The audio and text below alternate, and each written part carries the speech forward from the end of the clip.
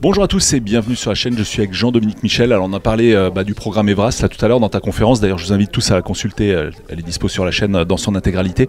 Alors tu parlais d'enfants donc, qui avaient subi des viols notamment.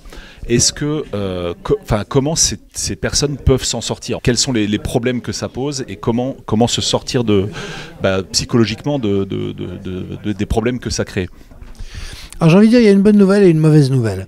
La mauvaise nouvelle, c'est que des crimes aussi violents et épouvantables que des viols, surtout commis sur des mineurs, laissent des traces à tout jamais. Donc, je crois que c'est important de savoir qu'une guérison complète, comme s'il ne s'était jamais rien passé, n'est pas malheureusement entièrement possible.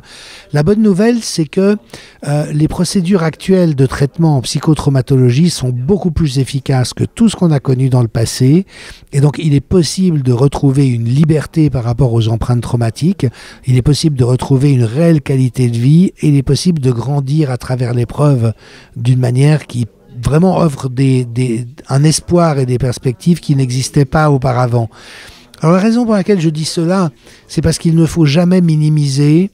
Et si par exemple on dit bon finalement on peut se remettre d'un viol, c'est pas grave.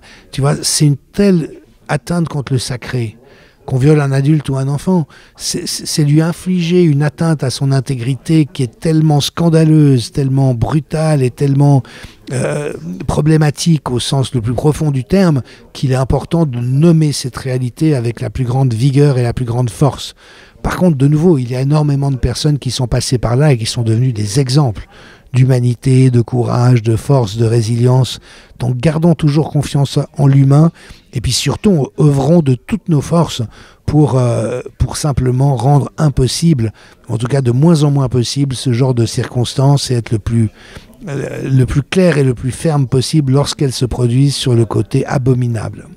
Et sur le côté reproduction, tu sais, on sait qu'il y a des gens qui font subir des attouchements parce qu'eux-mêmes les ont subis quand ils étaient enfants. Comment casser la chaîne pour ces personnes? Alors c'est une idée dont la recherche a montré qu'elle est moins vraie qu'on l'imaginait. Et je l'ai aussi cru pendant longtemps, mais en fait la reproduction est faible. Alors oui, un homme qui aurait été violé pendant toute son enfance peut à son tour, et on comprend aussi que la colère et la haine accumulées risquent de créer un problème de gestion. Mais dans l'ensemble, cette reproduction n'est pas si importante que ça en termes de numérique. La plupart des gens qui ont subi ça ne le reproduisent pas.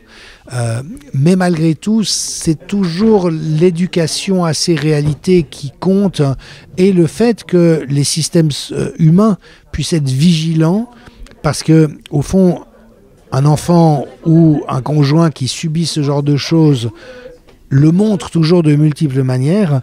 Mais après, si ceux qui interagissent avec la personne n'ont pas les clés de lecture pour pouvoir identifier les signaux, ça permet malheureusement à ces situations de durer, alors qu'il est important qu'il y ait une mobilisation collective, mais qui est quand même relativement en cours, notamment par rapport aux violences domestiques, aux violences sur les enfants. Donc là, on va vers un mieux, selon toi? On sent que la population a vraiment envie que ça bouge et que ça change. Ouais. Voilà, je vous invite à consulter les autres vidéos qu'on a fait avec Jean-Dominique Michel sur la chaîne, qui sont fort intéressantes, y compris la conférence que tu as donnée ce soir même. Merci à toi. À bientôt.